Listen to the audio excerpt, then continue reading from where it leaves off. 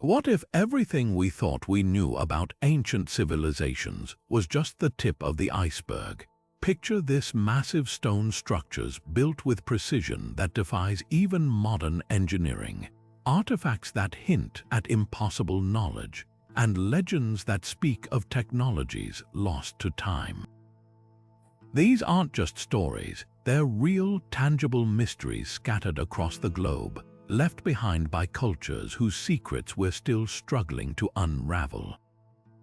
From the towering pyramids of Egypt to the eerie ruins of Pumapunku, the ancient world is a puzzle with pieces that don't quite fit. And today, we're diving deep into 25 of these unexplained wonders, each one a testament to the brilliance and enigma of our ancestors.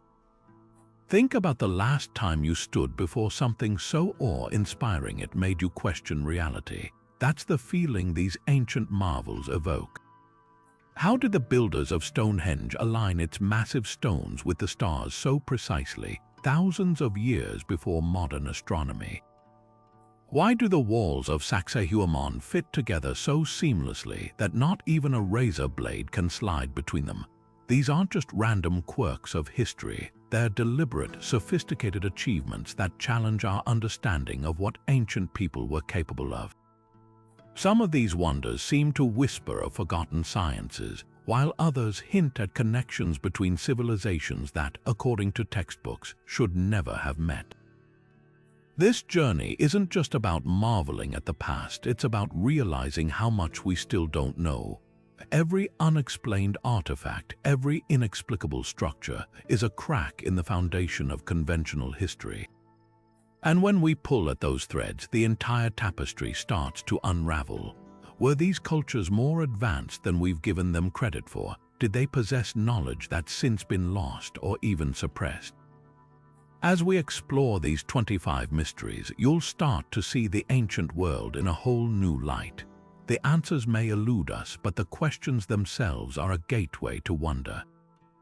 So let's step into the unknown together, because the truth is out there, hidden in the stones, the ruins, and the legends that refuse to be forgotten. The Great Pyramid of Giza is more than just a tomb, it's a mathematical masterpiece carved in stone. Imagine standing before this colossal structure, knowing its base is leveled to within just a fraction of an inch across an area covering over 13 acres. Even more astounding, its sides align almost perfectly with the cardinal directions, deviating from true north by less than 1/10 of a degree. Modern architects armed with laser-guided tools would struggle to replicate that precision, yet the ancient Egyptians pulled it off over 4,500 years ago. How? That's the question that's baffled researchers for centuries. Some argue they used the stars, tracking the movement of constellations to calibrate their measurements. Others suggest they might have relied on simple but ingenious tools like Mercator's ancient surveying instruments that used plumb lines and sighting rods to chart the heavens. But the mysteries don't stop there. The pyramid's dimensions seem to encode mathematical constants with eerie accuracy. Take the ratio of its perimeter to its height. It's almost exactly 2 times pi, the famous number tied to circles. Coincidence? Unlikely. This suggests the builders had a sophisticated grasp of geometry, possibly even an understanding of the Earth's dimensions long before modern science confirmed them. Then there's the Orion correlation theory, which claims the pyramid's air shafts align with the stars of Orion's belt, mirroring their position in the sky around 2500 BC. Proponents say this was deliberate, a cosmic blueprint tying the pharaoh's afterlife journey to the heavens. Skeptics dismiss it as cherry-picked data, but the precision is hard to ignore. And let's not forget the controversy around its construction. Traditional Egyptology credits tens of thousands of workers hauling massive limestone blocks with ramps and sledges. Yet experiments show just how grueling that process would have been. Some blocks weigh as much as 70 tons. Alternative theories propose lost technologies like sound levitation or even advanced machinery hinted at in obscure texts. But here's the twist: no definitive blueprints or construction records survive. The pyramid guards its secrets fiercely. Whether it's an astronomical observatory, an energy generator, or simply a tomb built with unimaginable skill, one thing's clear. The Great Pyramid refuses to fit neatly into our understanding of history. It stands as a silent challenge, daring us to rethink what ancient civilizations were truly capable of. Diving into the depths of the Aegean Sea in the year 1900, a group of sponge divers stumbled upon a shipwreck that would rewrite history. Among the shattered pottery and corroded statues lay a clump of bronze and wood, so encrusted with centuries of marine growth that it seemed unremarkable at first. But when archaeologists painstakingly cleaned it, they revealed something extraordinary: the Antikythera Mechanism, a 2,000-year-old device so advanced it was dubbed the world's first analog computer. This intricate box of interlocking bronze gears, some as thin as coins, could predict planetary movements, lunar eclipses, and even the dates of the Olympic Games with astonishing precision. The genius of its design still leaves modern engineers in awe. Tiny teeth on each gear meshed perfectly to mirror celestial mechanics, calculating the erratic dance of the moon and the predictable paths of planets. One dial tracked the 4-year cycle of Greek athletic games, while another predicted solar eclipses down to the hour. This wasn't just a tool, it was a cosmic clockwork, a testament to a level of scientific understanding we never imagined ancient Greece possessed. But here's the real shocker: technology this sophisticated wouldn't reappear in Europe for over 1,000 years. So why did this brilliance vanish? Some historians argue that the fall of classical civilizations caused such knowledge to be lost or suppressed. Others speculate that only a handful of these devices were ever made, reserved for elite scholars or temples. Then there's the debate over its origins.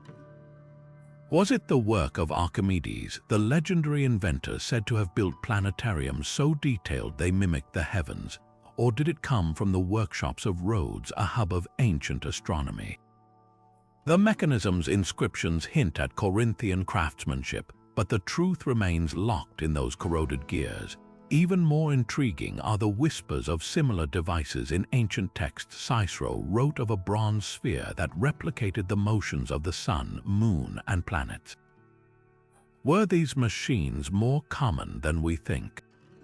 What makes the Antikythera Mechanism truly haunting is the question it forces us to ask: how much of humanity's intellectual heritage has been swallowed by time? If this one artifact survived purely by chance, what other marvels might have been lost to war, decay, or deliberate destruction? It's a humbling reminder that history isn't a straight line of progress. Sometimes brilliance flickers out, only to be rediscovered centuries later. And perhaps that's the real wonder here: not just the machine itself, but the echoes of an ancient world far more curious and capable than we ever dared to imagine. Stretching across the arid plains of southern Peru, the Nazca lines are one of archaeology's most bewildering masterpieces, enormous drawings etched into the desert floor so vast they can only be fully appreciated from the sky. Some spiral in hypnotic patterns, while others form precise geometric shapes or depict animals like a hummingbird with wings outstretched over 200 feet. The sheer scale is staggering. One figure, a pelican, spans nearly 900 feet, longer than 3 football fields. But here's what defies logic. These geoglyphs were created between 500 BC and 500 AD, a time when human flight was unthinkable. So how did the Nazca people design and execute these intricate works without ever seeing them from above? Theories about their purpose are as varied as the lines themselves. Some researchers argue they were astronomical markers, aligning with solstices or constellations to guide agricultural cycles. Others suggest they were sacred pathways, walked during rituals to communicate with deities or ancestors. Then there's the water connection. The Nazca thrived in one of the driest places on Earth, and certain lines trace underground aquifers, hinting at a spiritual relationship with this precious resource. But the most controversial idea, that these designs were meant for beings who could view them from the sky's ancient astronauts, as some fringe theorists propose. While mainstream science dismisses this, the mystery of their creation remains. The technique behind the lines reveals ingenuity. The Nazca simply removed the top layer of rust-colored pebbles, exposing the lighter sand beneath. Windless conditions and the region's stable climate preserved them for millennia, but precision was key. Some lines run perfectly straight for miles, a feat that would challenge modern surveyors. Researchers like archaeologist Anthony Aveney discovered wooden stakes at the endpoints of some figures, suggesting the Nazca used rudimentary grids to scale up small models. Yet even this explanation leaves gaps. How did they maintain such flawless proportions across such vast distances? Recent discoveries have only deepened the enigma. Drones and satellite imaging revealed previously hidden geoglyphs, including a sprawling cat figure buried by erosion. Even more startling, some lines match the routes of ancient pilgrimage trails, implying they were part of a larger ceremonial landscape. Meanwhile, soil studies show traces of hallucinogenic plants near the sites, fueling speculation about shamanic rituals. Whether the Nazca lines were star maps, divine messages, or something beyond our current understanding, they stand as a testament to human creativity and humility. They force us to confront how little we truly know about the minds that crafted them, and perhaps that's their greatest lesson. Sometimes the most profound mysteries aren't meant to be solved, only marveled at. Hidden away in a vault at Yale University lies a book that has defied understanding for centuries, the Voynich Manuscript. This bizarre 200-page text is filled with looping, alien-looking script, illustrations of plants that don't match any known species, and diagrams of celestial bodies that seem to follow no recognizable astronomy.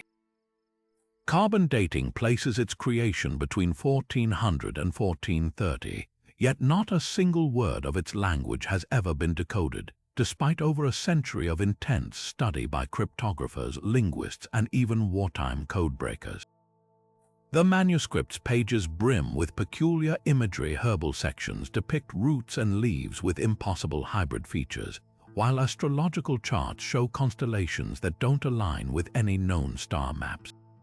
Some pages fold out into elaborate, almost architectural designs, hinting at a purpose beyond mere record-keeping. The text itself flows with a rhythmic consistency, suggesting it's not random gibberish but a genuine, structured language. Yet every attempt to crack it has failed. World War II codebreakers who cracked Nazi ciphers hit dead ends. Computer algorithms analyzing letter frequency found no matches to existing languages. Even artificial intelligence trained on thousands of linguistic patterns couldn't penetrate its secrets. This relentless futility has fueled wild speculation. Could it be an elaborate Renaissance hoax? Some point to its timing, the same era when forgers crafted fake relics for profit. But the manuscript's complexity argues against this. Creating a fake language with consistent grammar and hundreds of pages would be a staggering feat with little payoff. Others propose it's a lost language, perhaps a deliberately encoded scientific text meant to shield knowledge from the uninitiated, the most tantalizing theory. That it's a relic of a pre-Columbian culture, blending Mesoamerican botany with European book-making, except no such cultural crossover was thought to exist at the time. Recent discoveries add fresh layers to the puzzle. Microscopic analysis revealed faint, erased notes in the margin, possibly a translator's failed attempt. Meanwhile, botanists identified a handful of plants that might be stylized versions of real species from the New World. If true, this would rewrite the history of transatlantic contact. What makes the Voynich Manuscript so haunting isn't just its resistance to decoding, it's the possibility that it holds genuine knowledge, waiting for the right mind to unlock it. Is it a pharmacopoeia of lost medicines, an alchemist's notebook, or something far stranger? Until someone deciphers its cryptic pages, the manuscript remains a whispered conversation across time, daring us to listen.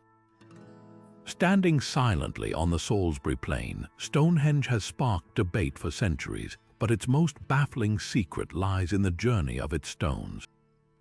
The massive blue stones at its heart, each weighing up to 25 tons, didn't come from some local quarry. Geological analysis reveals they were dragged from the Preseli Hills in Wales, a staggering 150 miles away. For a Neolithic society without wheels, metal tools, or draft animals, this wasn't just a construction project, it was an unimaginable feat of logistics and determination. How did they do it? Theories range from the practical to the mystical.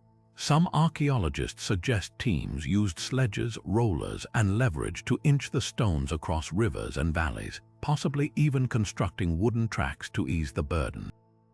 Experiments have shown that a few hundred people could move a blue stone this way, but the undertaking would have taken months of grueling effort per stone. Others propose an even bolder idea, that the stones were transported on rafts along coastal waters and rivers, turning the journey into a maritime pilgrimage. But here's where it gets stranger. Recent excavations uncovered a series of deep pits near Stonehenge, arranged in a colossal circle over 2 miles wide. These pits, dated to the same era, suggest the monument was part of a much larger sacred landscape, possibly marking celestial events or serving as a boundary between the mundane and the divine. Even more intriguing, when struck, the blue stones produce a distinctive metallic ring, leading some researchers to speculate they were chosen not just for their durability, but for their acoustic properties, like ancient bells in a ritual soundscape. Could these stones have been considered spiritually alive, their journey a transformative act imbued with meaning? Folklore from the Preseli region speaks of healing springs and mystical portals, hinting the blue stones may have been seen as conduits of power. Add to that the discovery of ancient cremated remains at Stonehenge with chemical signatures matching Western Britain, and the picture grows clearer. This wasn't just about building a monument. It was about carrying a piece of sacred geography across the land, merging distant places into a single cosmic design.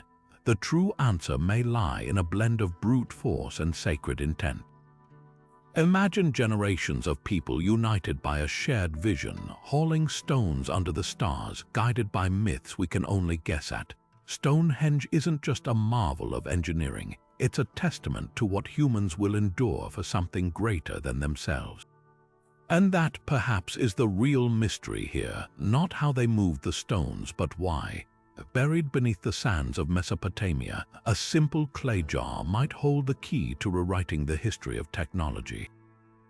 Known as the Baghdad Battery, this unassuming artifact, a 5-inch vessel dating back 2,000 years, contains a copper cylinder housing an iron rod, all sealed with asphalt. Fill it with vinegar or grape juice and something remarkable happens. It generates a small electrical charge. The implications are staggering. Was this an ancient power source predating modern batteries by millennia?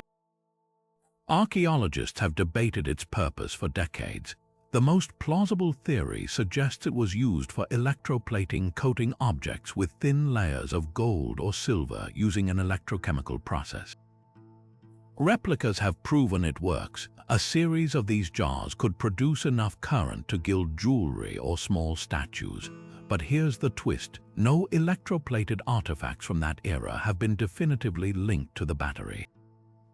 Some argue it might have had a more mundane use, like storing scrolls or religious relics, with the acidic liquid preserving the contents. Yet the design is undeniably electrical in nature. Jump ahead to Egypt, and another mystery flickers to life. Carved into the walls of the Dendera temple complex is a relief that looks eerily like a modern light bulb. A serpent coils inside an elongated bulb-shaped object, held aloft by a pillar resembling an electrical insulator. Surrounding figures seem to interact with it. One even holds what could be wires. Mainstream Egyptologists interpret it as a symbolic depiction of a lotus flower birthing the sun god. But the resemblance to technology is uncanny. Could these two artifacts be connected? Experiments with reconstructed Dendera bulbs show that, when filled with gas like neon or argon, they emit a faint glow when electrified.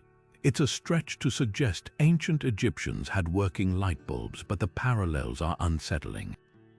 Perhaps both cultures stumbled upon fragments of electrical knowledge later lost to time. Whether practical tools or sacred objects, these relics whisper the same tantalizing question: how much of our technological progress is actually a rediscovery? The truth may lie somewhere between innovation and symbolism, but one thing's certain: these artifacts defy the timeline we've been taught. They're reminders that the past doesn't always fit neatly into boxes, and sometimes the most shocking discoveries are the ones that flicker to life in the shadows of history. High above the city of Cusco, the zigzagging walls of Sacsayhuamán stand as a mind-bending testament to Inca engineering. These massive limestone blocks, some weighing over 120 tons, fit together with a precision that defies logic. Run your fingers along the seams, and you'll find not even the thinnest sheet of paper can slip between them. The curves and angles interlock like a three-dimensional puzzle, with stones shaped to hug each other perfectly despite their irregular sizes. Modern stonemasons armed with laser cutters would struggle to replicate this level of craftsmanship, yet the Inca achieved it over 500 years ago without mortar, wheels, or iron tools.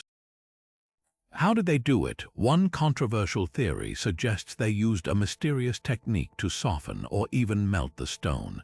Spanish chroniclers recorded local legends speaking of a plant-based liquid that could dissolve rock, allowing builders to mold blocks like clay. Experiments with native plants like the pusanga vine, which contains acids capable of etching limestone, hint at a possible scientific basis for these stories.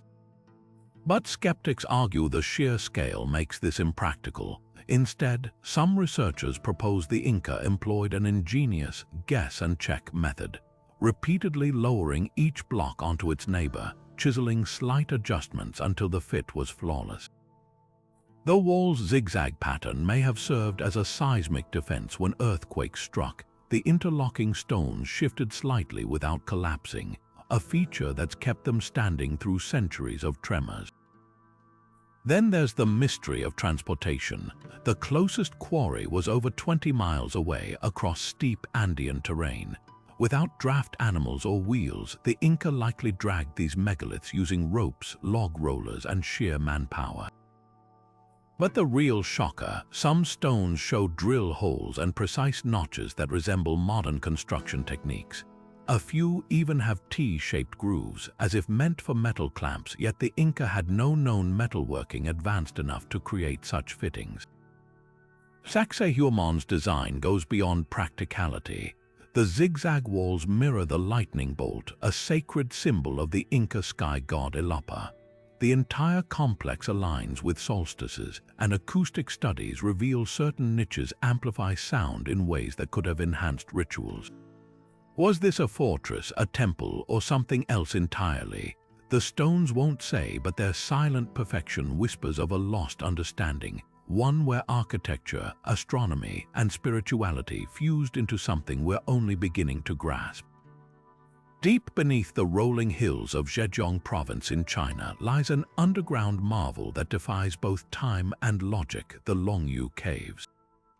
Discovered by accident in 1992 when a curious villager drained a local pond, these hand-carved caverns stretch across an area equivalent to nearly 300,000 square feet, their walls and ceilings covered in precise, parallel chisel marks so uniform they could pass for machine-made.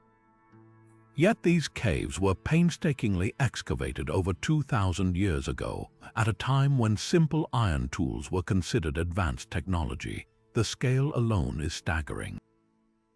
The largest chamber soars nearly 100 feet high, with towering pillars left in place to support the roof, each one positioned with mathematical accuracy to distribute weight. But it's the details that truly boggle the mind. Every surface, from floor to ceiling, is adorned with those identical angled grooves, a deliberate choice that would have required countless hours of labor. Archaeologists estimate over 1 million cubic meters of stone were removed, an effort comparable to building the Great Pyramid. So why invest such unimaginable effort? There are no inscriptions, no artifacts, and no historical records referencing their construction. Theories range from the practical to the mystical. Some scholars propose they were ancient quarries, though the absence of debris or tool marks suggesting stone reuse contradicts this. Others argue they served as imperial storehouses or hidden military bunkers, yet their open layouts lack defensive features. Local folklore tells of a legendary king who ordered the caves dug as a palace for the gods, while fringe researchers note the grooves' resemblance to acoustic panels. Could they have been designed to amplify ritual chanting? Then there's the mystery of construction. Without advanced lighting, workers would have relied on flickering torches, yet the walls show no smoke residue. The precision of the angles suggests the use of advanced measuring tools, yet no such instruments from that era survive. Even more perplexing, the removed stone simply vanished. No rubble piles or nearby structures built from the material have ever been found. Recent studies add fresh layers to the puzzle. Geologists discovered the caves align with natural fault lines, hinting the builders may have exploited weaknesses in the rock. Meanwhile, engineers note the pillar's curvature matches techniques used in modern earthquake-resistant design. Was this accidental genius or lost knowledge? Silent and shadowed, the Longyu Caves stand as a testament to a forgotten chapter of human ambition. They challenge our assumptions about ancient capabilities, leaving us to wonder what drove people to carve such grandeur into the earth and why did they vanish without a trace. Every chisel mark is a question without an answer, a whisper from the past that refuses to be silenced. In the dusty archives of Istanbul's Topkapi Palace lies a fragile piece of parchment that shouldn't exist, the Piri Reis map, drawn in 1513 by an Ottoman admiral. At first glance, it's just another antique chart, but the closer you look, the more impossible it becomes. The map depicts the eastern coast of South America with eerie accuracy, along with mountains and rivers that weren't officially discovered until centuries later. But the real bombshell, it shows the northern coastline of Antarctica ice-free and lush, as it last appeared over 6,000 years ago. The problem: Antarctica's ice cap formed millions of years before humans walked the Earth, and it wasn't rediscovered until 1820. So how did a 16th century cartographer know what lay beneath miles of glacial ice? The map's creator, Piri Reis, left clues in the margins. He wrote that his work was pieced together from 20 older sources, some dating back to the days of Alexander the Great. Among these were charts from the legendary Library of Alexandria, lost to fire in antiquity. This raises a chilling possibility. Could the map be a copy of far older knowledge preserved by chance? Modern comparisons are startling. When cartographers overlaid the Piri Reis map with 20th century seismic surveys of Antarctica's subglacial topography, the coastlines matched not perfectly but with uncanny similarity. The map even hints at mountain ranges we've only confirmed with satellite radar in the past 50 years. Skeptics argue it's a coincidence, the distortions explained by Renaissance map-making errors or creative license. But there's another wrinkle. The map uses a sophisticated spherical projection, a technique Europeans supposedly didn't master until the 18th century. Some researchers believe this points to an advanced pre-Columbian seafaring culture, perhaps the same civilization Plato vaguely referenced as Atlantis. Others suggest ancient explorers might have had access to aerial surveys, a notion that sounds absurd until you recall the Nazca lines or the precision of Egyptian astronomy.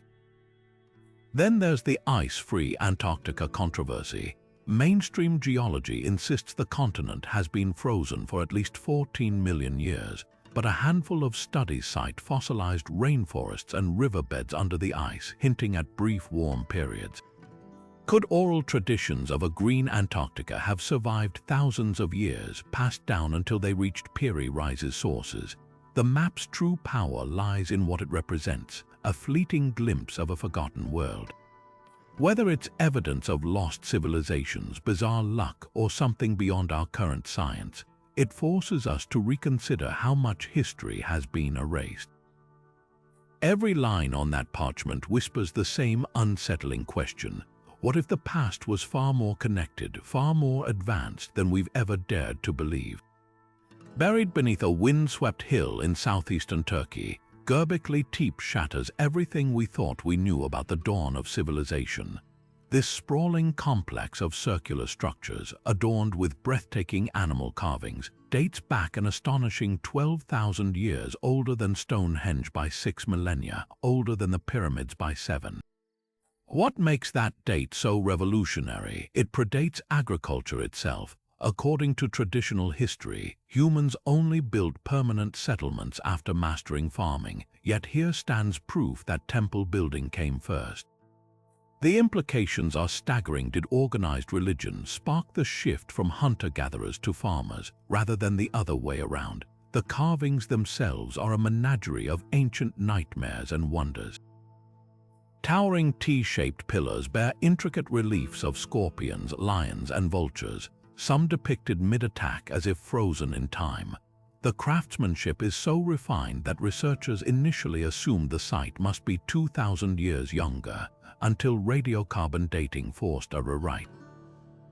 Even more perplexing are the abstract symbols, carved belts, handbags, and interlocking H-shapes that eerily resemble designs found at sites thousands of miles and years apart. Were these merely decorative, or could they represent an early system of writing or cosmic notation? The precision suggests the builders didn't just record what they saw, they encoded meaning into every curve and line. Then there's the mystery of its abandonment. Around 8000 BC, someone deliberately buried the entire complex under thousands of tons of soil, preserving it like a time capsule. Why? Some archaeologists suspect a cultural revolution, perhaps new beliefs supplanted the old, and burying the temple was an act of reverence rather than destruction. Others point to climate shifts during the Younger Dryas period, when sudden cooling may have forced societies to reorganize, but the most tantalizing clue lies in the ruins' alignment. Certain pillars seem positioned to track the movements of Sirius and the Pleiades, hinting at advanced astronomical knowledge long before the rise of Sumer or Babylon. What truly haunts researchers is the question of labor. Without agriculture to provide surplus food, how did hunter-gatherers mobilize hundreds of workers to quarry, carve, and transport these 16-ton monoliths? The answer may lie in scattered bone fragments revealing evidence of large-scale feasting. Maybe Göbekli Tepe was a pilgrimage site, drawing clans together for rituals that planted the seeds of civilization itself. This isn't just a temple, it's a smoking gun. Every carved predator, every aligned pillar forces us to reconsider who our ancestors really were. They weren't primitive strugglers, they were visionaries who shaped stone and destiny with equal daring. And somewhere in those silent circles, the first chapter of human ambition still waits to be read.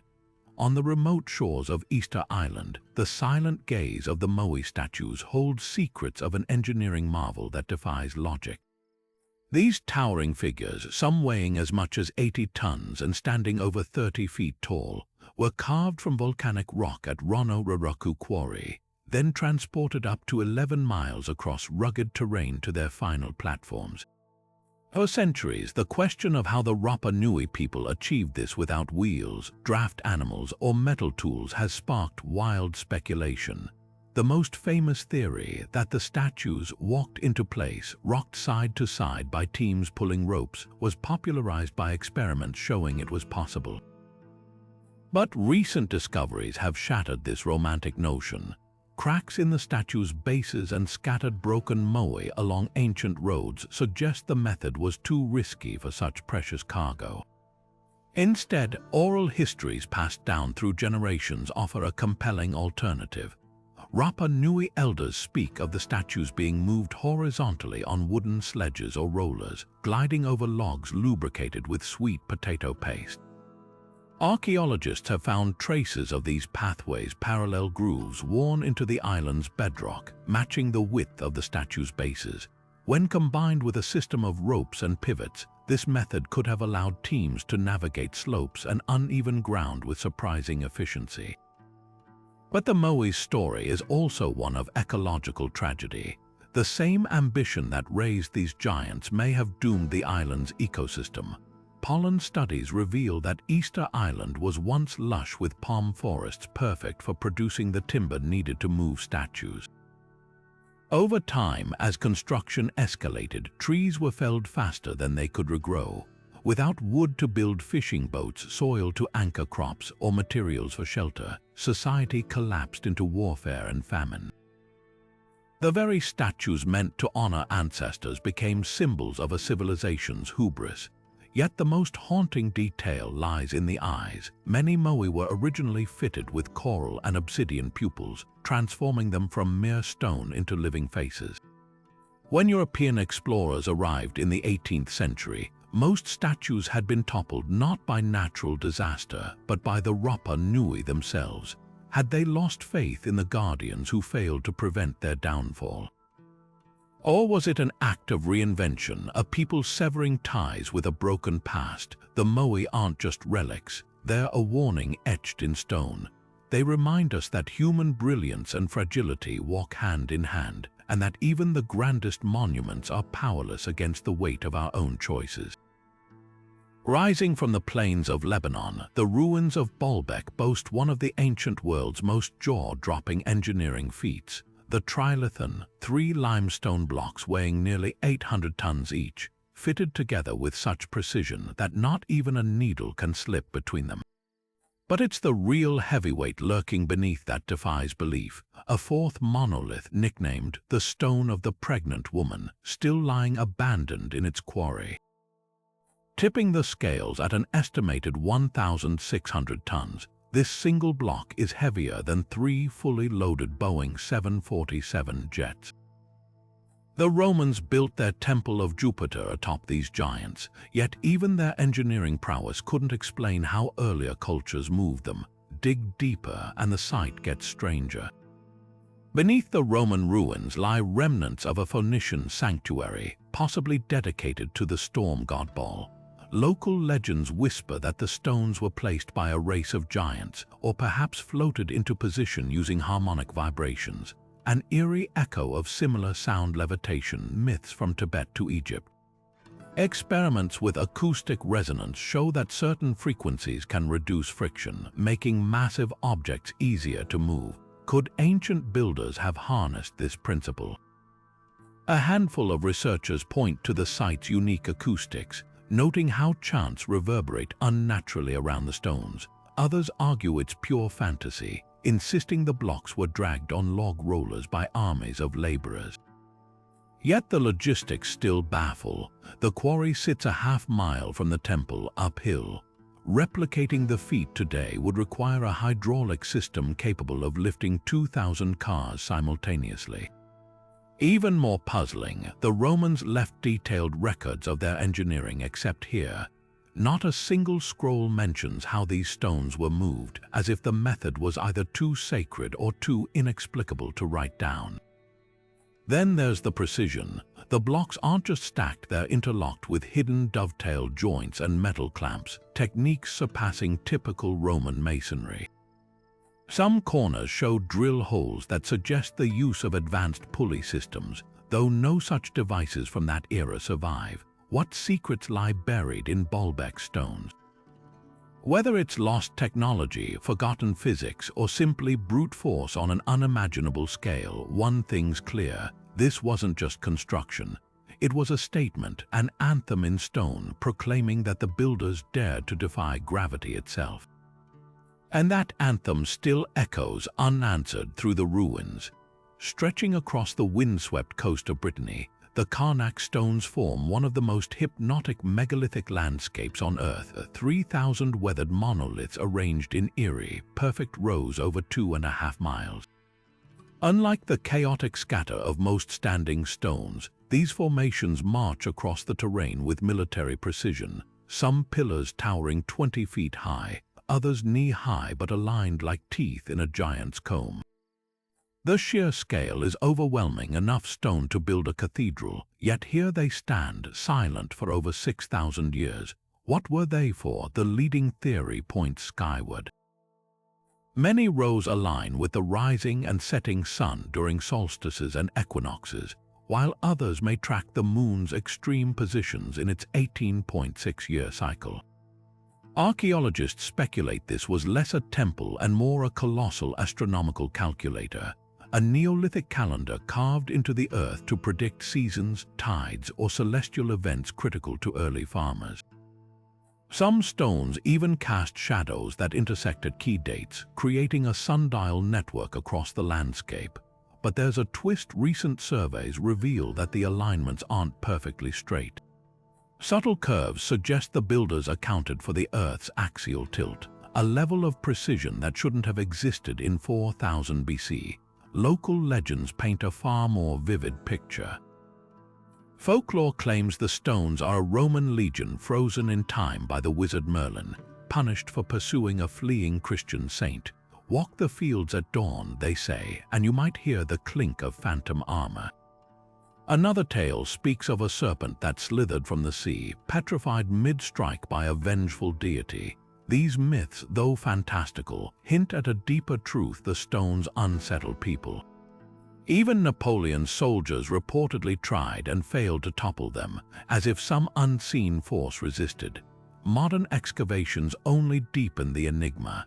Beneath some stones lie Neolithic graves, while others conceal deposits of polished axes and carved symbols, possibly offerings.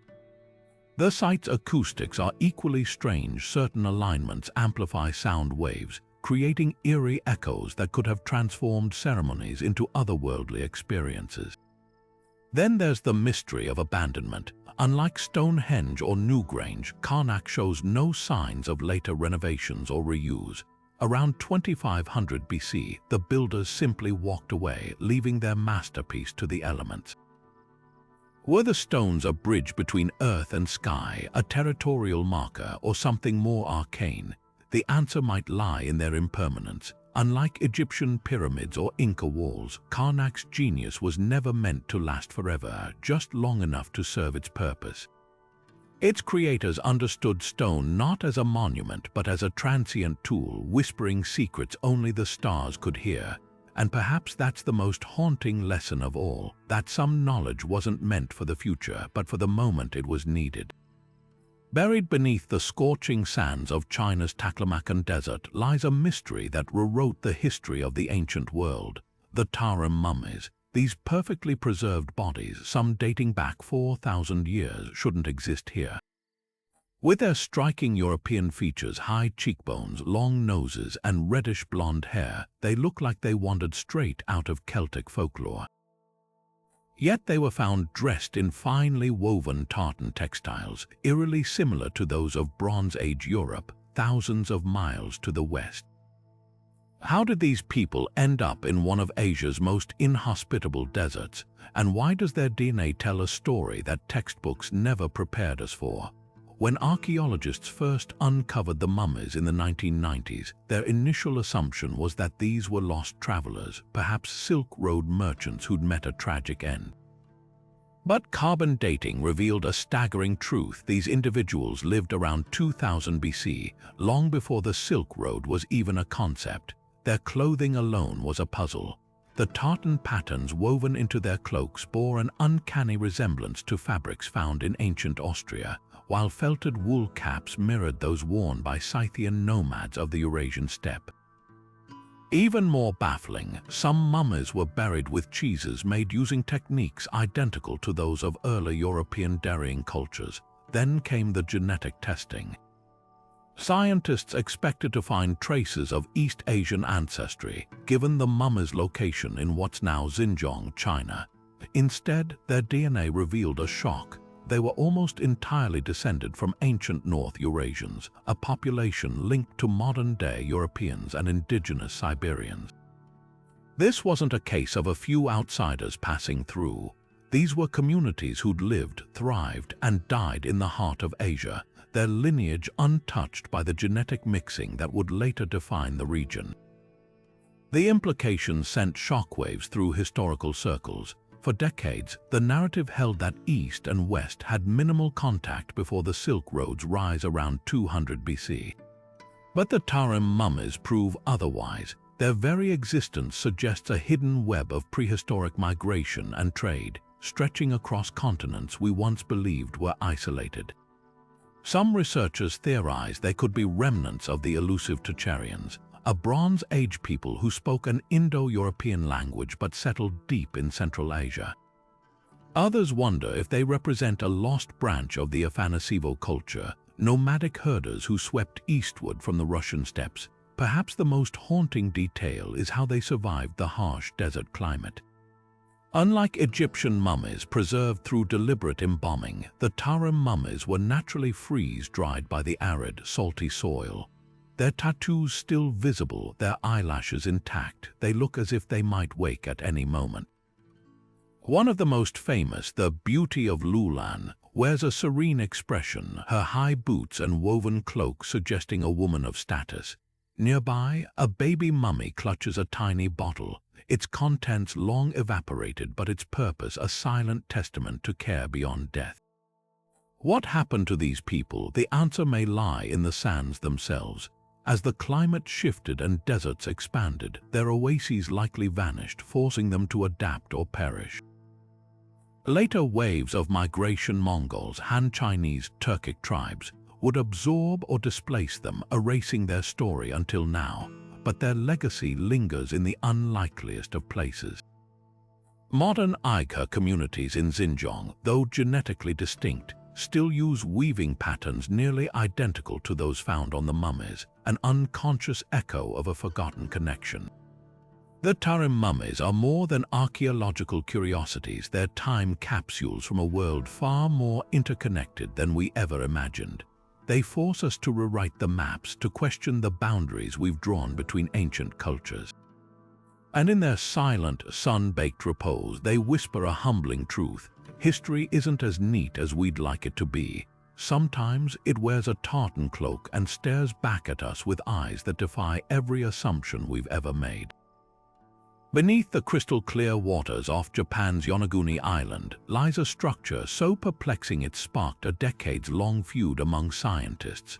The Yonaguni Monument rises from the ocean floor like a submerged citadel, its terraced walls, sharp right angles, and towering pillars resembling an ancient stepped pyramid. At first glance, it looks undeniably man-made, a drowned relic of a lost civilization. But dive deeper into the debate, and the waters grow murkier than the depths where it rests. Marine geologists point to the region's volatile tectonic activity. They argue that the monument's flat plains and clean edges could be the result of natural sandstone fracturing, shaped over millennia by underwater currents and seismic shifts.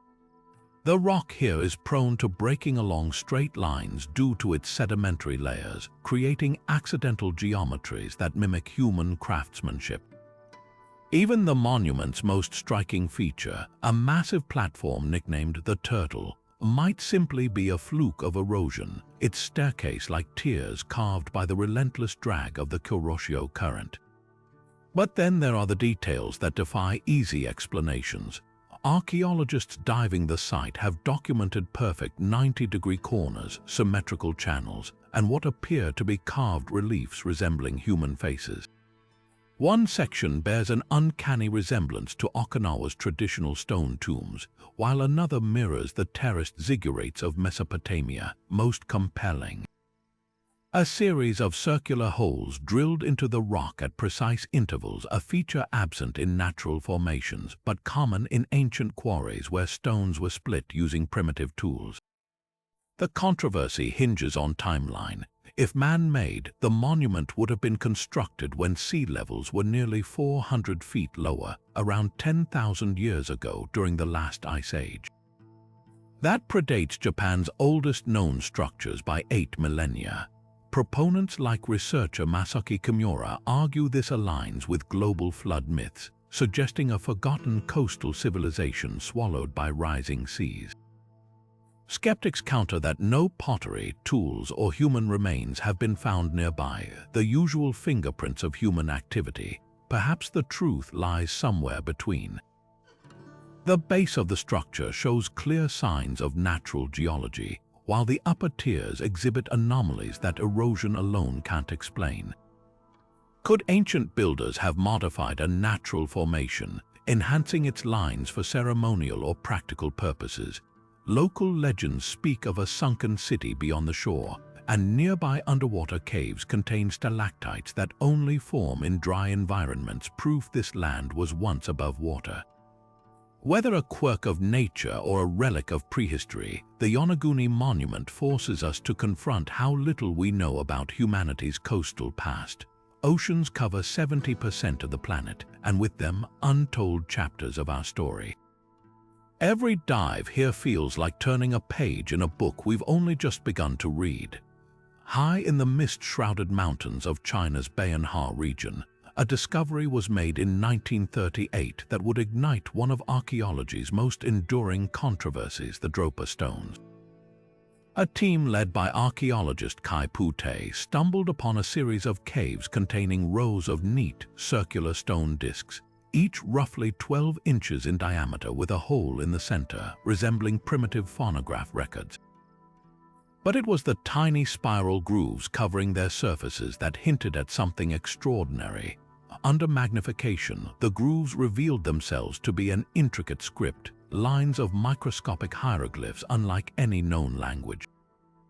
According to local legends recounted by the nomadic Dropa tribe, these discs told an impossible story. 12,000 years ago, a spacecraft crashed into the mountains, stranding its otherworldly occupants.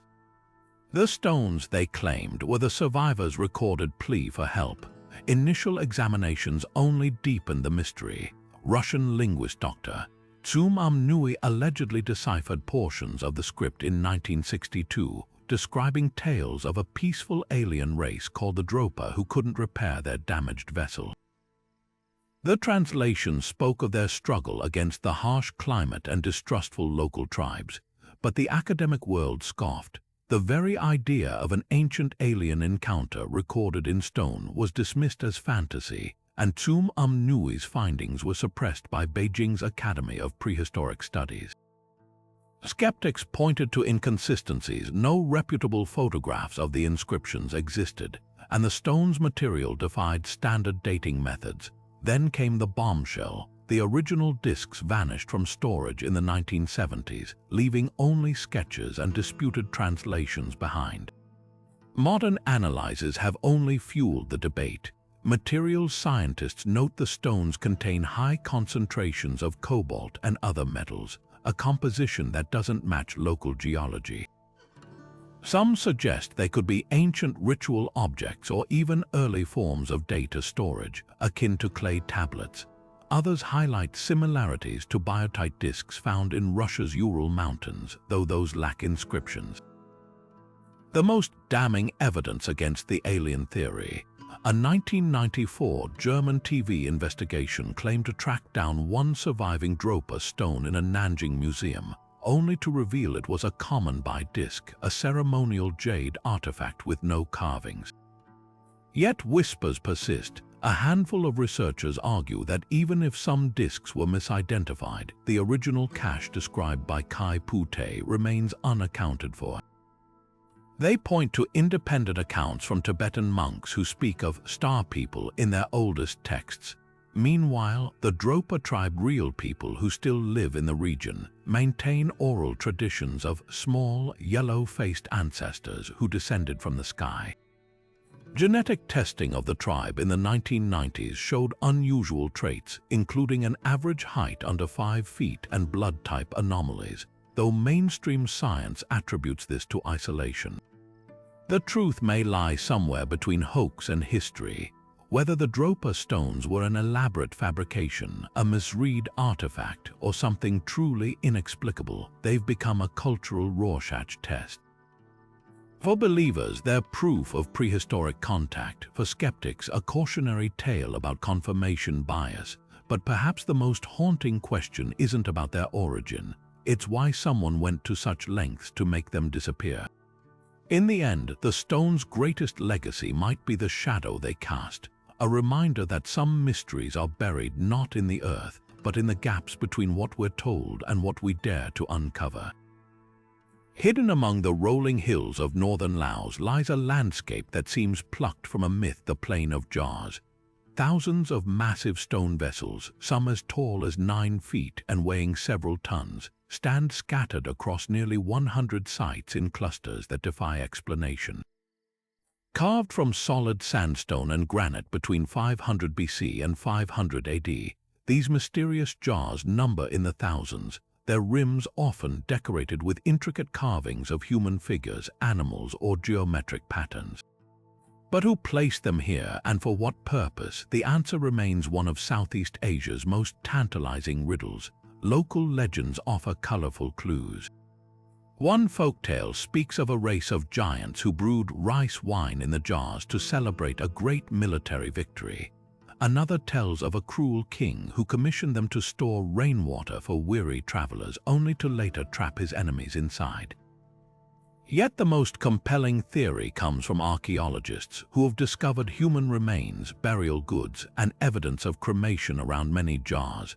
This suggests they functioned as ancient funeral urns, possibly part of a complex death ritual where bodies were placed inside to decompose before secondary burial. Some researchers even speculate the jars' locations correlate with underground streams, hinting at a spiritual connection between water and the afterlife. But unlocking these secrets has come at a deadly cost. During the Vietnam War, the United States dropped over 270 million cluster bombs on Laos, many landing in the very regions where the jars are found. Today, unexploded ordnance litters nearly a third of the Plain of Jars, rendering vast areas too hazardous for excavation. Demining teams work painstakingly to clear just a few meters each day, their metal detectors humming over ground that might hold either a ceramic artifact from antiquity or a live bomb. The irony is crushing. A site meant to honor the dead now endangers the living, its history frozen in time by the remnants of modern warfare. Despite these dangers, recent discoveries hint at a sophistication we're only beginning to grasp. LiDAR scans have revealed previously unknown jar sites hidden beneath dense jungle, some arranged in alignment with celestial events. Chemical residue analysis inside the jars detected traces of fermented liquids, suggesting they might have held offerings for the dead. Even more intriguing are the stone discs found nearby, possible grave markers carved with symbols that eerily resemble those found in India's ancient Indus Valley, hinting at forgotten trade routes or cultural exchanges. What lingers most hauntingly is the silence. Unlike Egypt's pyramids or Cambodia's Angkor Wat, the Plain of Jars lacks inscriptions or royal chronicles to explain it. These stones speak only in whispers, their purpose carried away by the people who shaped them. Perhaps that's the true lesson here, that some monuments weren't built to proclaim glory but to cradle mystery. And in a world obsessed with answers, these silent jars remind us that some questions are meant to endure. Tucked away in Sweden's National Library, the Codex Gigas, or Devil's Bible, looms over visitors like a relic from another world. At nearly 3 feet tall and weighing as much as a full-grown man, this colossal medieval manuscript is the largest surviving European book from the 13th century. But it's not just its size that sends chills down the spines of scholars, it's the legend etched into its very pages. According to folklore, a disgraced monk condemned to be walled up alive made a desperate pact. He'd produce the entire Bible in a single night with the help of the devil himself. When dawn broke, the manuscript was complete, its flawless calligraphy unmarred by fatigue or error. And there, on page 290, as if to seal the bargain, glared a full-page portrait of Satan himself, horns curled, claws outstretched, and skin glowing an eerie green. Turning those aged parchment leaves reveals just how bizarre this tome truly is. Alongside a complete Latin Bible, the Codex Gigas contains an encyclopedia of medieval knowledge, medical treatises, historical chronicles, even exorcism rites, all penned in the same unbroken, meticulous hand. The consistency of the ink and script suggests a single scribe, but here's where science collides with myth. Linguists estimate that copying this much text would take 5 years of non-stop work, not one frantic night. Yet there's no trace of hesitation or correction in the strokes, as if the words flowed onto the page preordained. How could any human hand achieve such perfection without supernatural aid? Then there's the Devil's Portrait, an artistic anomaly for its time. Medieval manuscripts rarely gave Satan center stage, let alone a full-page illustration. His pose is theatrical, almost triumphant, surrounded by an archway that some interpret as the gates of hell. But look closer and the details grow stranger. The devil's green hue mirrors the verdigris pigment used in medieval paintings for sacred figures, raising the unsettling question: was this image meant to warn viewers or to honor its subject? Even more perplexing, the facing page depicts the heavenly city, creating a deliberate moral contrast. Did the scribe intend to show the duality of salvation and damnation, or was this a coded message? Scientific analysis has peeled back some layers of the mystery. Multispectral imaging reveals no signs of multiple scribes, supporting the one writer theory. The pigments match typical medieval sources: ochre, lapis lazuli, yet their application is eerily consistent. But the most tantalizing clue lies in what's missing. Folios preceding the Devil's Portrait were neatly cut out, their contents lost. Were these pages too dangerous to preserve? Some researchers suggest they detailed the monks' pact, while others believe they contained heretical rituals too explosive for the church to tolerate. Perhaps the truth lies somewhere between piety and rebellion. The Codex Gigas was created during the Prague heresy trials, when whispers of dark magic swirled through monasteries. Was the scribe a devout man wrestling with doubt, or a secret heretic flaunting his allegiance? The book's survival is itself a miracle. It survived fires, wars, and even theft by Swedish troops during the 30 Years' War.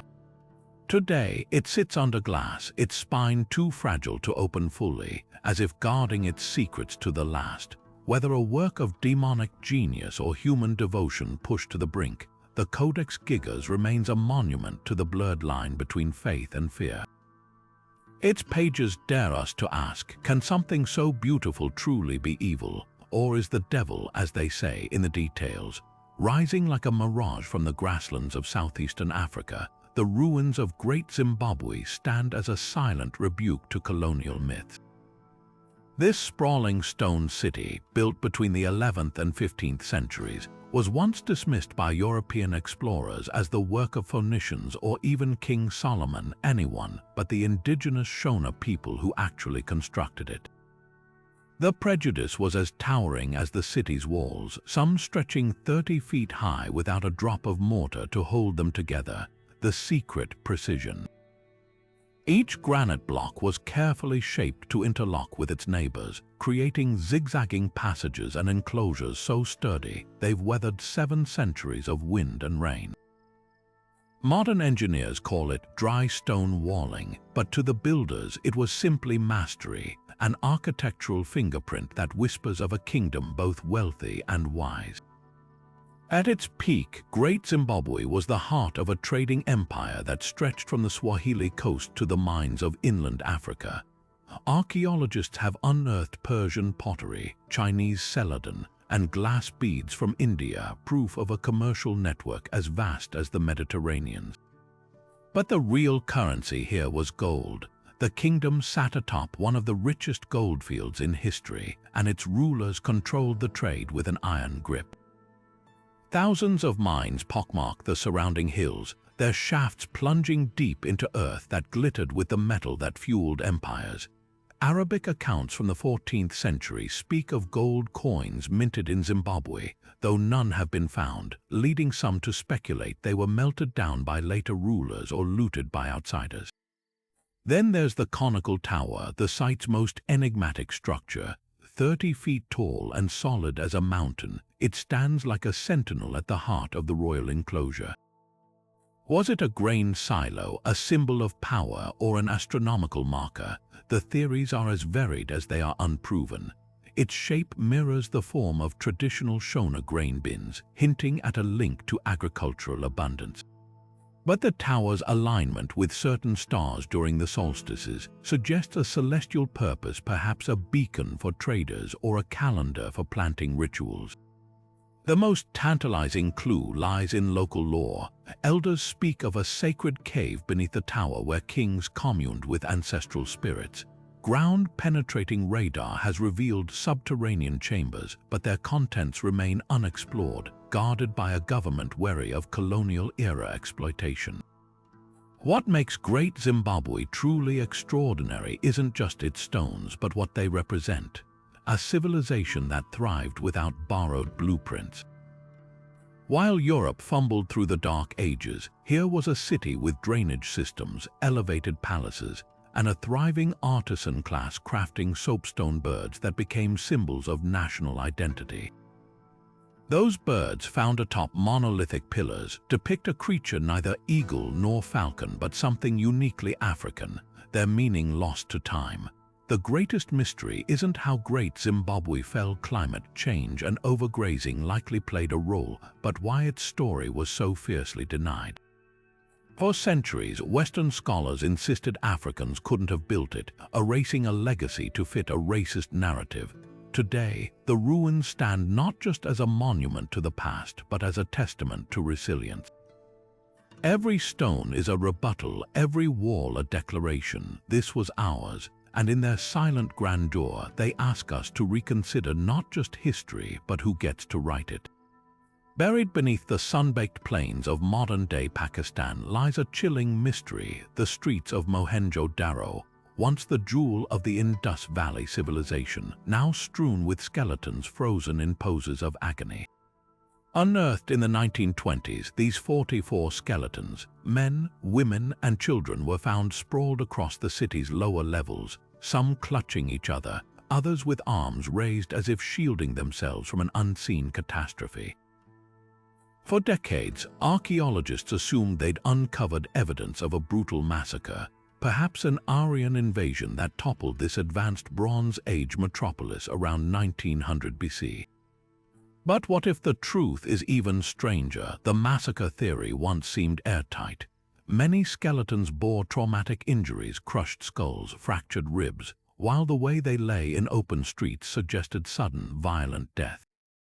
Even more damning, the city's final layer contained ash and melted pottery, hinting at fire and destruction. But here's where the story unravels. Recent forensic analysis reveals something startling. The injuries aren't consistent with weapons. Instead, they mirror damage caused by intense pressure or blunt force, like the kind unleashed by a massive explosion. Enter the methane hypothesis. Geological surveys show Mohenjo-Daro sits atop a network of underground rivers and gas deposits. One controversial theory proposes that a methane bubble, trapped for centuries, suddenly erupted, igniting into a fireball that incinerated everything in its path. The force would have been apocalyptic, collapsing buildings, hurling debris like shrapnel, and suffocating those who survived the initial blast. This might explain the vitrified bricks found at the site, stones fused together by heat so extreme it mimics nuclear blast zones. Skeptics counter that methane explosions leave distinct chemical traces, none of which have been definitively identified here. Then there's the radioactive elephant in the room. In the 1960s, atmospheric scientist David Davenport claimed to detect radiation levels 50 times higher than normal in the skeletons, a finding that fueled wild speculation about ancient atomic warfare. While mainstream science dismisses this as flawed measurement or natural mineral deposits, the rumor persists, bolstered by Indian epics like the Mahabharata, which describe weapons that blinded with light and turned cities to dust. Perhaps the most haunting clue isn't in the bones, but in what's missing. Mohenjo-Daro's ruins show no signs of prolonged siege, no arrowheads embedded in walls, no mass graves typical of conquest. Instead, the city appears to have been abandoned gradually after the event, its sophisticated drainage systems and grid-planned streets left to the sands. Was this a momentary cataclysm so terrifying it shattered the survivors' will to rebuild? Or something more insidious, a slow environmental collapse that weakened the city before its final fiery gasp? The truth may lie somewhere between war and nature. Whatever befell Mohenjo-Daro, its skeletons remain mute witnesses to a disaster we're still struggling to name. They remind us that history isn't always written in ink sometimes. It's etched in bone and ash, waiting for the right key to unlock its secrets. And until that key is found, these ancient victims will keep their silence, their final moments suspended between the known and the unimaginable. Deep in the sweltering jungles of Mexico's Gulf Coast, the Olmec civilization left behind a mystery carved in stone, 17 colossal heads, each as tall as a basketball hoop and weighing up to 20 tons. These brooding basalt sculptures, some dating back to 900 BC, stare out from the undergrowth with flattened noses, full lips, and helmets that look eerily like those worn by ancient African warriors. But here's what defies explanation. The Olmec are considered Mesoamerica's mother culture, the earliest known civilization in the region, yet these heads bear features uncommon among indigenous populations. So how did these faces end up in the heart of Mexico, and what do they say about a world far more connected than we ever imagined? The stone itself tells a story of astonishing effort. Geological testing reveals the basalt was quarried from the Tuxtla Mountains, a 50-mile trek through swamps and dense rainforest. Without wheels or draft animals, the Olmec likely transported these monoliths on log rollers or rafts along rivers, a feat requiring coordination on a massive scale. But the real puzzle isn't just the how, it's the who. Each head is uniquely detailed with individualized ear ornaments and expressions, suggesting they're portraits of actual rulers or warriors. The helmets, some resembling those worn by Nubian soldiers, have fueled theories that the Olmec had contact with Africa long before Columbus. Mainstream archaeology pushes back, arguing the features align with local indigenous traits or even depict ritual ball players. Yet the resemblance is uncanny, and traces of an ancient blue dye found on some heads match plant-based pigments used in West Africa. Could there have been pre-Columbian transoceanic voyages? Thor Heyerdahl famously proved it was possible by sailing a papyrus boat from Morocco to Barbados in 1970, and genetic studies of Amazonian tribes have revealed traces of Australasian ancestry, hinting at migrations we're only beginning to map. Then there's the mystery of the missing bodies. No statues matching the head scale or style have been found, leading some to speculate they were decapitated as part of a power struggle or ritual. Others suggest the heads were meant to stand alone guardians of sacred spaces, their sheer size meant to awe and intimidate. What lingers is the Olmec's silent defiance. These heads refuse to fit neatly into textbooks, their stony gazes challenging us to rewrite the narrative of a disconnected ancient world. Whether they depict local kings, foreign visitors, or something even more extraordinary, one thing's clear: the past was far richer and far stranger than we've been taught. And sometimes the truth doesn't just lie beneath the surface, it stares you right in the face. While the Nazca lines command global fascination, Bolivia hides an even more staggering feat of ancient engineering: the Sacsayhuamán lines. Crisscrossing the high plains around the sacred Nevado Sacsayhuamán volcano, this sprawling web of perfectly straight pathways stretches over 16,000 miles when combined, dwarfing Peru's famous geoglyphs in both scale and mystery. Etched into the earth by the Carangas people over 3,000 years ago, these lines aren't mere scratches on the landscape. They're a meticulously planned network, some running flawlessly straight for over 12 miles across rugged terrain, intersecting at precise angles as if drawn by celestial architects. What's truly baffling is their purpose. Unlike the Nazca lines, which form recognizable figures, the Sacsayhuamán lines are starkly geometric, a grid of paths too narrow for practical travel, too vast for simple decoration. Archaeologists propose they served as pilgrimage routes, guiding worshippers toward the snow-capped peak of Nevado Sacsayhuamán, a mountain revered as a living god. The lines radiate outward like spokes on a wheel, many aligned with solstice sunrises or the rising of key stars, suggesting a ritual landscape where movement itself was sacred. But there's a twist: the lines aren't easily visible from ground level. To witness their full grandeur, you'd need to ascend the volcano's slopes, an impossible vantage point for their creators who lacked flight. This raises spine-tingling questions. Did the Karangas design these pathways for deities or spirits who could view them from above? Or were they mapping something beyond human perception, like underground water channels or magnetic ley lines? Modern LiDAR scans reveal the lines follow geological faults, hinting at a deep understanding of the land's hidden veins. Even more puzzling is their endurance. Bolivian winds should have erased these shallow trenches centuries ago, yet they persist, possibly stabilized by microbe colonies introduced during construction, a form of unintentional ancient bioengineering. The real magic reveals itself at dawn.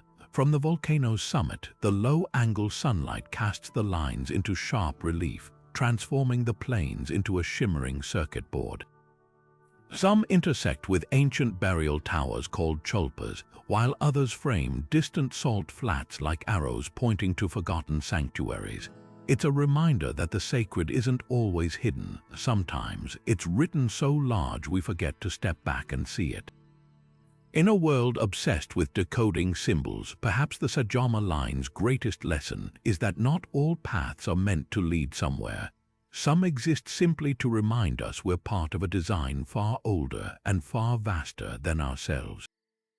In the icy depths of the Baltic Sea, an eerie sonar blip ignited one of the most heated maritime mysteries of the 21st century.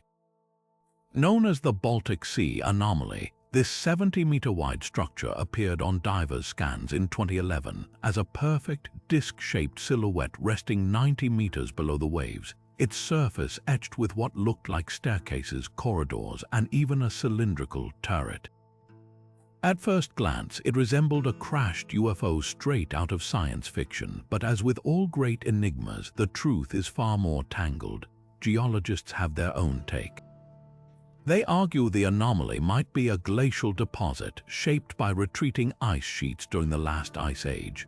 Certain formations, like the so-called runway trailing behind it, could be explained by natural sediment displacement or underwater currents carving bizarre patterns into the seabed.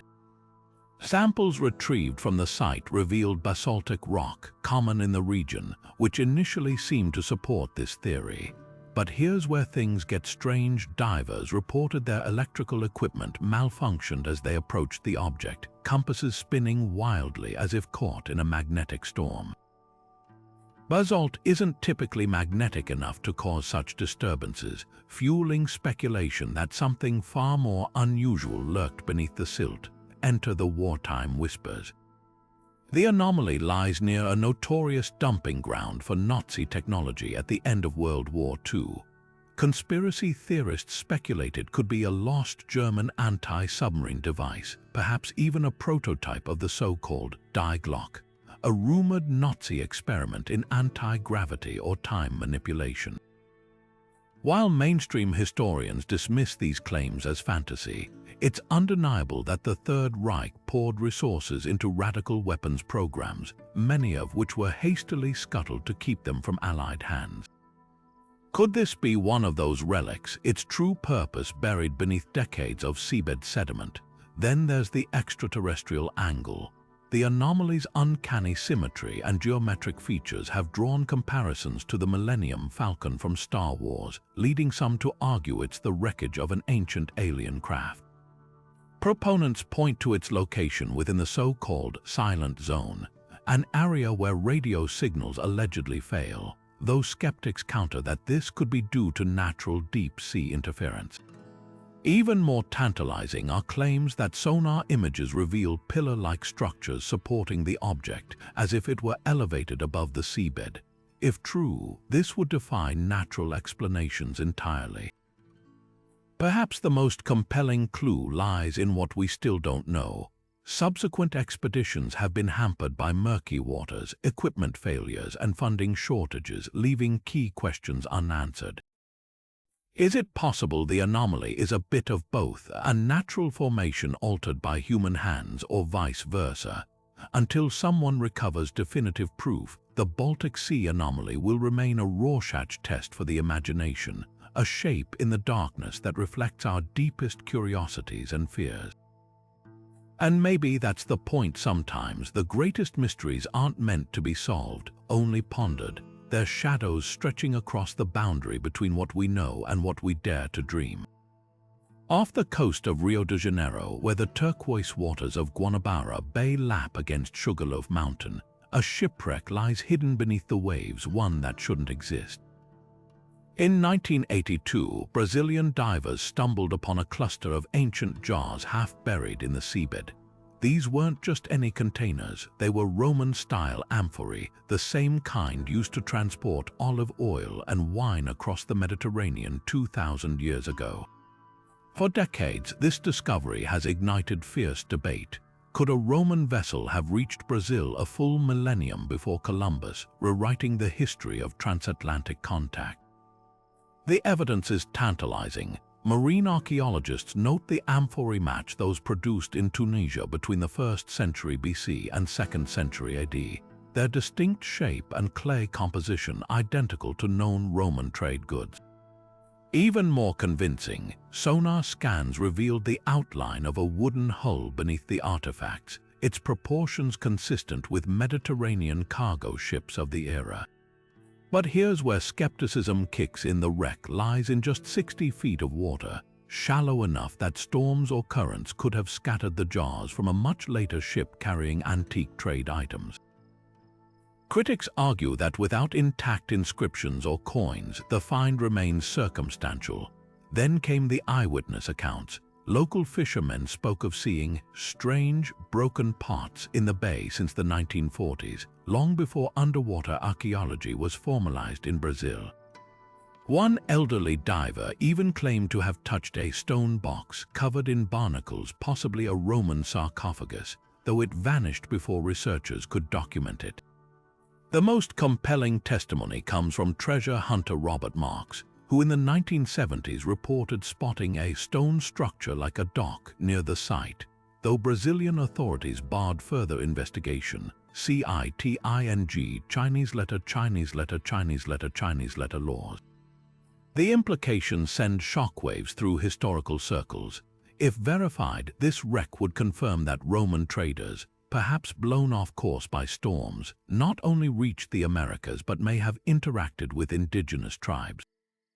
Pottery fragments found in Brazilian soil, previously dismissed as Portuguese colonial artifacts, suddenly take on new significance. Even more provocative are the accounts of Roman historian Plutarch, who wrote of sailors returning from a distant land beyond the Atlantic. Could this be proof or merely a mosaic of coincidences? New technology might finally settle the debate. Recent sediment analysis shows traces of Mediterranean plant DNA in the bay's oldest layers, hinting at organic material that shouldn't be there.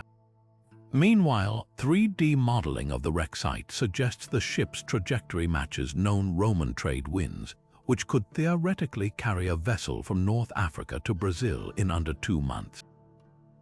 Whether the Guanabara Bay wreck is a misidentified relic or a genuine paradigm shifter, it forces us to confront a humbling truth: the oceans have always been highways, not barriers.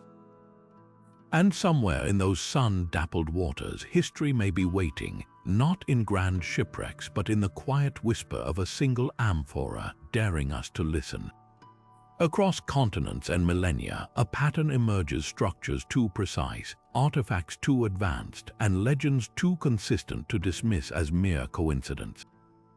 The Great Pyramid's celestial alignment, the Antikythera Mechanism's clockwork genius, Puma Punku's laser-cut stones, all whisper the same tantalizing question: were ancient civilizations guided by something beyond conventional history? Enter the ancient astronauts hypothesis, popularized by theorists like Erich von Däniken, who argue that extraterrestrial visitors supplied the knowledge or technology behind these marvels. Proponents point to global similarities, how cultures separated by oceans and centuries depicted sky gods bringing wisdom, or built monuments mirroring astronomical patterns they shouldn't have known. The Dogon tribe of Africa, for instance, described Sirius's invisible companion star millennia before telescopes confirmed its existence. Could such anomalies be fragments of alien tutelage? Mainstream archaeology counters with human ingenuity, the alignment of pyramids with stars, a natural outgrowth of early sky watching, the Antikythera Mechanism. Proof that Greek engineering was centuries ahead of its time.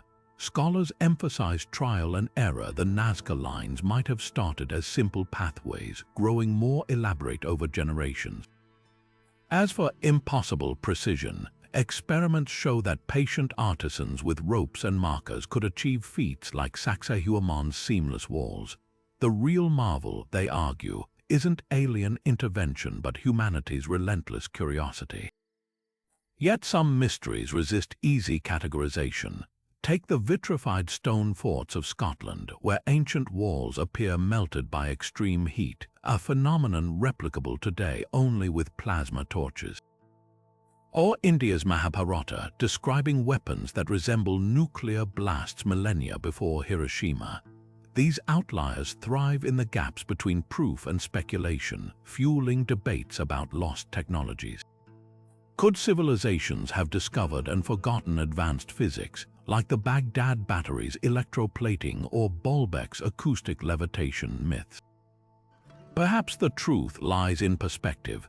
The aliens or ancestors dichotomy oversimplifies a richer narrative. Human history is punctuated by flashes of brilliance, the Renaissance, the scientific revolution, suggesting innovation isn't linear but cyclical. Cultures collapse, knowledge burns, and survivors rebuild with fragments. The real enigma isn't whether ancient people were aided, but why we're so reluctant to credit their brilliance. After all, if future archaeologists unearthed a smartphone amid medieval ruins, would they call it magic? Or simply acknowledge that some minds in some eras saw farther than the rest? What unites these wonders isn't their origin, but their effect. They humble us. Whether crafted by human hands or inspired by cosmic visitors, they remind us that history's boundaries are fluid, and the past may hold surprises we're not yet ready to hear. The greatest mystery isn't in the stones or stars, it's in our own capacity to wonder. From the perfectly interlocking stones of Sacsayhuamán to the star-aligned precision of the Great Pyramid, these ancient wonders force us to rethink what we know about human history. How did cultures separated by oceans and millennia achieve such impossible feats? The Antikythera Mechanism proves technological brilliance existed 2,000 years before we thought possible, while the Nazca lines challenge our understanding of art, astronomy, and purpose. Each mystery we've explored, whether it's the Baltic Sea's eerie anomaly or the Tarim mummies with their inexplicable European features, serves as a reminder that the past holds secrets we've only begun to uncover. What ties these enigmas together isn't just their age, it's the way they spark our imagination. The Dropa stone's whisper of potential alien contact, the Voynich Manuscript taunts us with undeciphered knowledge, and Bolbec's gargantuan blocks defy every known construction method of their time. These aren't just relics, they're invitations to question, to explore, and to wonder. Maybe the truth isn't found in choosing between aliens or ancestors, but in embracing the uncertainty, letting these puzzles stretch our understanding of what's possible. And here's the thrilling part: you don't need to be an archaeologist to join the hunt. New discoveries are made every year, from hidden chambers in the Great Pyramid to freshly decoded symbols in ancient scripts. Want to dive deeper? Check out our videos on lost civilizations like Atlantis or the underwater Yonaguni Monument. or research the Indus Valley's undeciphered writing system, another mystery waiting to be solved. Now, we'd love to hear from you. Which of these 25 wonders left you the most awestruck? Do you think the Piri Rise map really shows Antarctica before the ice? Could the Baghdad Battery hint at forgotten electrical knowledge? Drop your theories in the comments and let's keep the conversation going. Because history isn't just about the past, it's about the questions we ask today and where those questions might take us tomorrow. After all, the greatest wonder of the ancient world might just be how much we still have left